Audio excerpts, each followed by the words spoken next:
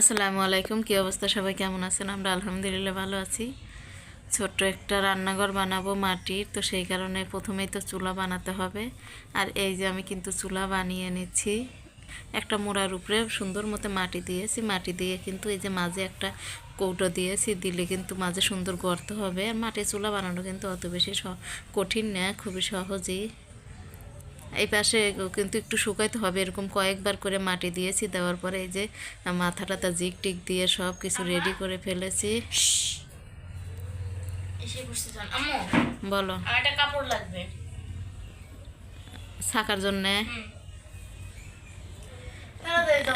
চুলা তো রেডি হয়ে গেল। এখন এই যে ছোটো ছোটো পাতিলগুলো যে রাখবো, রাখার জন্য কিন্তু এই যে মালসা তৈরি করে নিচ্ছি। এটাও আমি মাটি দিয়েই তৈরি করে নিচ্ছি। আর এটা তো অবশ্যই শুকাতে হবে, শুকানোর জন্য টাইম দিতে হবে। এখন তো যেহেতু শীতের দিন, ওইরকমভাবে কিন্তু রোদ ওঠে না, একটু সময় নিয়ে শুকিয়ে নেব, আবার আপনাদের সাথে এটা অবশ্যই শেয়ার করব। তো আমার ফাইনাল লুক কিন্তু রান্নাঘর একদম রেডি, চুলাও রেডি, আর এই তো সব কিছুই রেডি। আজকে রান্না করব, তো সেই কারণে আপনাদের সাথে একটু শেয়ার করলাম। তো কেমন হয়েছে সবাই অবশ্যই কমেন্ট করবেন।